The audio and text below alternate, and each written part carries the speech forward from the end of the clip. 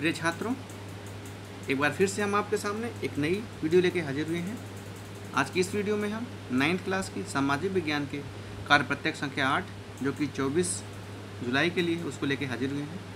छात्रों, आपको पता है कि आपकी जो वर्कशीट आ रही हैं उसमें सामाजिक विज्ञान से रिलेटेड आपने अभी तक 7 वर्कशीट कर ली है। आपकी जो 7वीं वर्कशीट थी, 6ठी और 7वीं, वो इतिहास की समझ जो आपका पार्ट है उससे पार्ट 1 और पार्ट 2 थी। आज हम पार्ट 3 जो आपके लिए आई है उसको हम पढ़ेंगे, सॉल्व करेंगे। इसमें जो है भारत में यूरोपीय जो व्यापारी आए थे वो क्यों आए, उन्होंने कैसे भारत पे सत्ता हासिल कर ली, कैसे काबिज हो गए, और भारत में जो समाज सुधार कार्यक्रम चले, जो स्वतंत्रता सेनानी थे, उसके बारे में संक्षेप में कुछ अध्ययन करेंगे। पूरी वीडियो में आप हमारे साथ बने रहिएगा, आपको बहुत सारी अच्छी जानकारी मिलेगी। चलिए शुरू करते हैं। प्यारे बच्चों, आपके परिवार, आस पड़ोस से लेकर पूरे विश्व में भी जो घटनाएं आज हो रही हैं उन सभी का कारण भूतकाल या इतिहास में ही छिपा है और इन्हीं घटनाओं के आधार पर भविष्य रचा जाएगा। तो बच्चों, इससे पिछली भी वीडियो में व्यवस्थित में हमने बताया था कि इतिहास केवल सूचनाओं का या सूचनाएं लेने का या सूचनाओं के लिखने का विषय नहीं है। इतिहास एक बहुत ही विशद विषय है जिसका हमारे जीवन पर, हमारे समाज पर, हमारे देश पर, हमारी संस्कृति पर बहुत गहरा प्रभाव पड़ता है।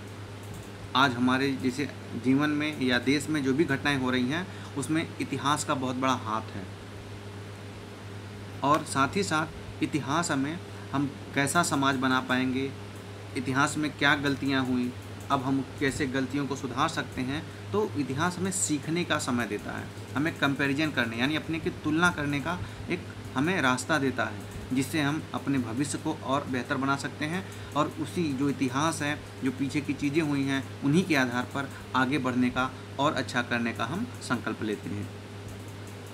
किसी भी समय होने वाली कोई भी घटना किसी न किसी पहले घटी घटना का परिणाम होती है। जाहिर सी बात है कि जो भी आज घट रहा है तो वो कोई पहले घटना घटी रही होगी, उसका परिणाम रहा होगा। जैसे देखिए, भारत आज़ाद हुआ तो भारत आज़ाद क्यों हुआ? क्योंकि भारत पहले गुलाम हुआ था, गुलाम होगा तभी तो आज़ाद हुआ। अब भारत में विकास हो रहा है, विकास क्यों? क्योंकि अंग्रेज जब आए तो उन्होंने भारत में बहुत ज़्यादा शोषण किया, यहाँ का धन निकासी, यहाँ का आप देख रहे होंगे, अपने वर्कशीट में ही पढ़ा होगा कि कैसे भारतीय जो वस्त्र उद्योग थे, जो कुटीर उद्योग थे, उनको नष्ट कर दिया गया, कितने अकाल आए, कितने लोग मर गए। तो वो सब चीज़ें क्या हुई, भारत बहुत गरीब देश हो गया। तो अब धीरे धीरे हमारी सरकारें वो प्रयास कल्याणकारी योजनाएं चला रही हैं। ब्रिटेन के समय में ये सब नहीं थी। तो कहीं ना कहीं जो इतिहास की घटनाएं हैं वो हमारी वर्तमान की घटनाएं या आने वाली घटनाओं को एक मार्ग दिखाती हैं, एक उनका उन्हीं इतिहास की घटनाओं के कारण ये वर्तमान में जो चीज़ें हो रही हैं वो घटित हो रही हैं, भविष्य का घटना का कारण बनती हैं, और वही इतिहास की जो पहले की घटनाएं हैं उन्हीं को कुछ परिणाम वर्तमान में चलता है और कुछ भविष्य में होता है। इतिहास केवल भूतकाल को जानने के लिए नहीं बल्कि भविष्य को संवारने का भी माध्यम है। केवल इतिहास के माध्यम से हम भूतकाल नहीं जानते बल्कि उससे तुलना करके हम अपने भविष्य को और अच्छा सुधार सकते हैं। जैसे 70 साल हो गया भारत को आज़ाद हुए, तो हम देखेंगे ये जो 70 साल का इतिहास है इसमें हमारे देश ने कितना विकास किया, हमने कहाँ गलती की, कहाँ हम और अच्छा कर सकते थे। उसी हिसाब से हम अपने भविष्य को, अपने देश के भविष्य को, अपने समाज को और आगे ले जाने का प्रयास करते हैं। 17वीं शताब्दी में यूरोप व्यापारी भारत आए और धीरे धीरे भारत में व्याप्त राजनीतिक अस्थिरता का लाभ उठाकर राजनीतिक प्रभाव बढ़ाने लगे। व्यापारी आए, 1600 में पता है ईस्ट इंडिया कंपनी का गठन हुआ था। तो व्यापारी आए 17वीं शताब्दी में, ब्रिटिश आए, फ्रेंच आए, डच आए, और ये धीरे धीरे व्यापार के लिए आए। लेकिन इन्होंने पाया कि भारत में राजनीतिक अस्थिरता है। कैसे? मुगल साम्राज्य विघटित हो गया था। औरंगजेब के बाद उसके बच्चे जो हैं या उसके जो उत्तराधिकारी थे वो निकम्मे निकले, उतने प्रशासक उतने अच्छे नहीं थे। तो जो मुगल साम्राज्य बहुत विशाल था वो कई टुकड़ों में बट गया। बंगाल में अलग बन गया, हैदराबाद में निजाम का शासन हो गया, मराठे अलग कूदने लगे, समझे कि नहीं, रुहेलों का शासन हो गया, अवध का नवाब ने अलग शासन बना लिया। तो ऐसे ही कई खंडों में भारत की राजनीतिक जो एक सत्ता थी वो कई हाथों में चली गई, तो गुटबाजी होने लगी। क्षेत्रीय शक्ति जैसे मराठा, सिख, जाट, बंगाल व अवध में नवाब रुहेलों ने मार्ग प्रशस्त किया। जो विदेशी व्यापार करने आए थे मौका देखकर मालिक बन गए। अब विदेशी ही क्या हुए, मौका देखकर जो इस देश में व्यापार करने आए थे इसी देश के मालिक बनने लगे। वर्चस्व की होड़ में अंग्रेज विजेता बनकर उभरे। 200 वर्ष से भी कम समय में अधिकांश भारत पर उनका नियंत्रण रहा और इस वर्चस्व की लड़ाई में अंग्रेज लगभग 200 साल तक अंग्रेजों ने भारत पर शासन किया। जैसे उन्होंने फूट डालो, मतलब ये जो छोटे छोटे राजा थे इनसे बोला कि आपसे मिलके इसको हरा देंगे। इनकी एक दूसरे में पड़ती नहीं थी, लेकिन मान लीजिए अवध के नवाब ने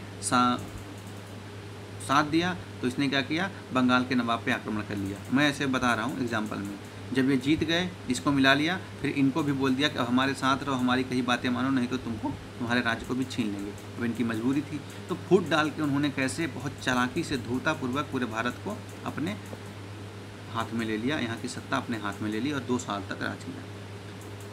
इसमें विदेशी वर्चस्व को मंगल पांडे, बख्त खां, बेगम हजरत महल, रानी लक्ष्मीबाई, तात्या टोपे जैसे नायकों ने 1857 के विद्रोह द्वारा उखाड़ने का प्रयास किया।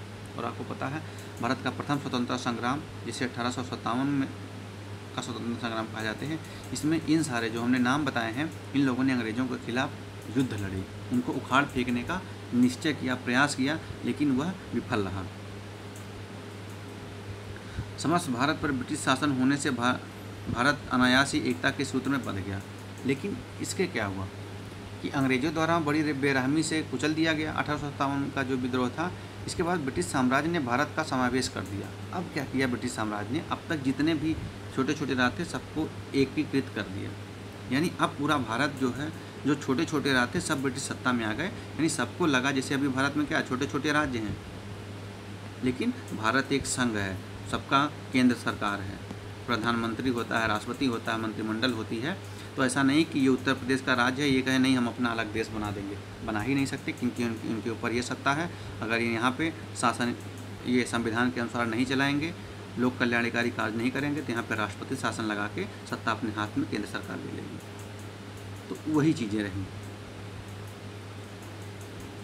अनायास प्रयास से भारत क्या हुआ, एकता के सूत्र में बंध गया। रेल तथा पाश्चात्य शिक्षा ने इसका भी नींव डाली। अब रेल आ गई, रेल से आवागमन बढ़ गया, तो लोग एक दूसरे से मतलब करीब हो गए और आने जाने लगे, तो मेल जोल होने लगा।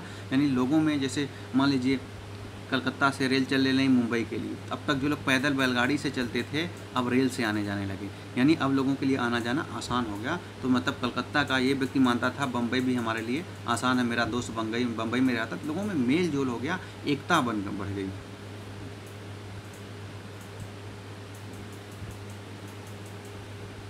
राजा राम मोहन राय, स्वामी विवेकानंद, स्वामी दयानंद सरस्वती जैसे सामाजिक सुधारकों के कार्यों ने भारत को स्वावलंबी ग्रामीण अर्थव्यवस्था नष्ट होने, ब्रिटिश शासन की अनर्थकारी आर्थिक नीतियों के दुष्परिणामों के साथ देश के मध्यम वर्ग के उदय होने से राष्ट्रवाद की भावना का तेजी से विकास हुआ। अब देखिए, ये लोग समाज सुधारक थे और राष्ट्रवाद थे। इन्होंने बताया कि हमारा जो समाज है, हमारी जो देश की जनता है, वो बहुत ही व्याकुल है, उनको उठाना पड़ेगा। अशिक्षा है वहाँ शोषण है, ब्रिटिश कैसे हमारे देश को गुलाम बनाए हुए हैं, तो लोगों को जागरूक किया।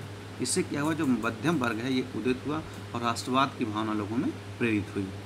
फिर हुआ आर्य समाज, प्रार्थना समाज, अलीगढ़ आंदोलन, भारतीय राष्ट्रीय कांग्रेस, होम रूल आंदोलनों ने संस्थाओं ने पूरे देश में राष्ट्र की भावना का संचार हुआ।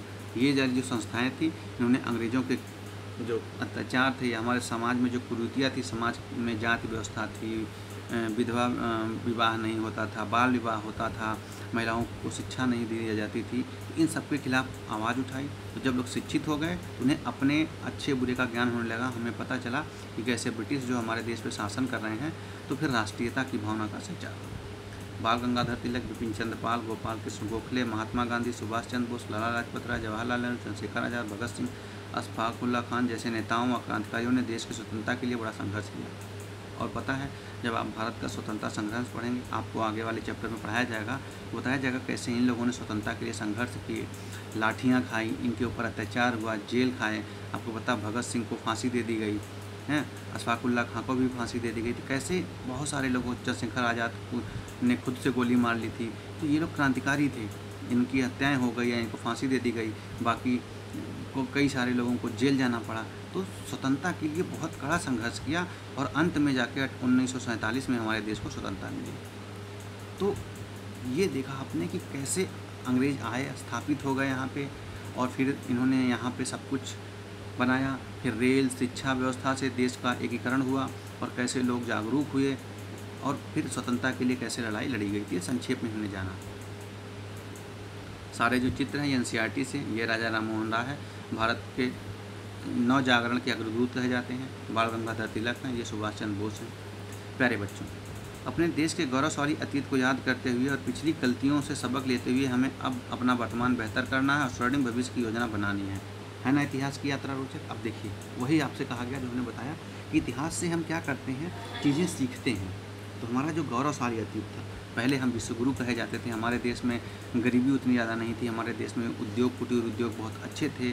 आपको देखें विदेशी व्यापारी लोग आकर्षित होते हैं, यूरोपीय क्यों हमारे यहाँ आए, जब आप इतिहास की समझ पढ़ेंगे, या व्यापारी क्यों आए, क्योंकि हमारे यहाँ के वस्त्र थे, मसाले थे, ये बहुत अच्छे होते थे, उच्च कोट के होते थे और लोग विदेशों में लोग इनकी मांग बहुत ज़्यादा थी। लेकिन बीच में जब अंग्रेज आए तो उनका दमन हो गया, वो सब विनष्ट हो गए। अब हम उन्हीं चीज़ों से, अपनी जो गलतियाँ हुई, हम गुलाम हुए, क्यों गुलाम हुए, उनसे सीख के अपना वर्तमान बेहतर कर सकते हैं और भविष्य के आगे हमारा कैसा हो, हमारी पीढ़ियों का भविष्य कैसा हो, रोचक बना सकते हैं।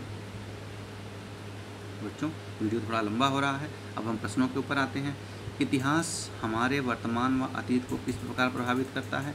तो जो मैंने बताया बच्चों, इतिहास के द्वारा हम अपनी अतीत को याद करके पिछली गलतियों से सबक लेते हुए हम अपना वर्तमान बेहतर कर सकते हैं और स्वर्णिम भविष्य की योजना बना सकते हैं। इतना ही आप लिख दीजिए। यूरोपीय व्यापारी भारत में अपना राजनीतिक प्रभाव जमाने में सफल क्यों हो गई? क्योंकि भारत में राजनीतिक अस्थिरता थी। 2 क्वेश्चन के आंसर हो गए। तीसरे पे आते हैं। भारत में राष्ट्रीय आंदोलन के उदय के विभिन्न कारणों पर प्रकाश डालिए। तो भारत में राष्ट्रीय आंदोलन के उदय क्या था? शिक्षा थी,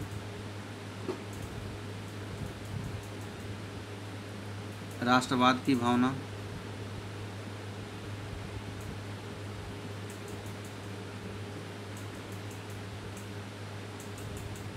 देश का एकीकरण,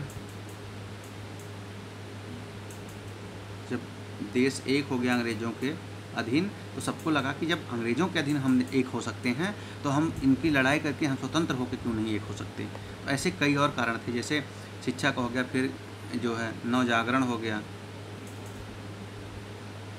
अंग्रेज़ों का अत्याचार हो गया।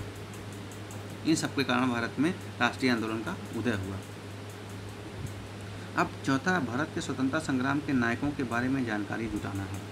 तो जो भी जिन्हें भी आपने, जैसे महात्मा गांधी जी के बारे में है तो पता चले कि गांधी जी कहाँ पैदा हुए थे, कब पैदा हुए थे, माता पिता का नाम क्या था, इनकी शिक्षा कैसी थी, इन्होंने कौन कौन से आंदोलन चलाए। समझ गए नहीं? सुभाष चंद्र बोस हैं तो ये कटक में पैदा हुए थे, समझ गए नहीं? 23 जनवरी को इनका जन्मतिथि है। ये एक शिक्षित परिवार से आते थे, इनकी शिक्षा दीक्षा अच्छी हुई थी। इसके बाद इनका स्वतंत्रता आंदोलन में सहभाग रहा, यह कांग्रेस के अध्यक्ष चुने गए, समझ गए कि नहीं? फिर इनको विदेशियों की अंग्रेज़ों की आंख में चकमा दे के ये विदेश चले गए, वहाँ पर इन्होंने आज़ाद हिंद फौज की गठन किया। तो ऐसे ही इनके बारे में आप जितनी भी जानकारी इकट्ठा कर पाएँ इकट्ठा करें और ये करके अपने कक्षाध्यापक से अपनी वर्कशीट का मूल्यांकन करवाइए। इसके साथ ही बच्चों, अगर आप हमारे चैनल पर नए हैं तो हमारे चैनल को सब्सक्राइब करिए ताकि हम जो नई नई वीडियोज़ डाल रहे हैं वो आप तक मिलती रहे। हम साथ ही आपके सोशल स्टडी की जो आपके चैप्टर्स हैं उनकी समरी बुलेट पॉइंट के साथ लाने वाले हैं ताकि आपको आसानी से वो चीज़ें ज़्यादा मेहनत ना करनी पड़े और मिल जाए। तो वीडियो देखने के लिए सभी बच्चों का बहुत बहुत धन्यवाद।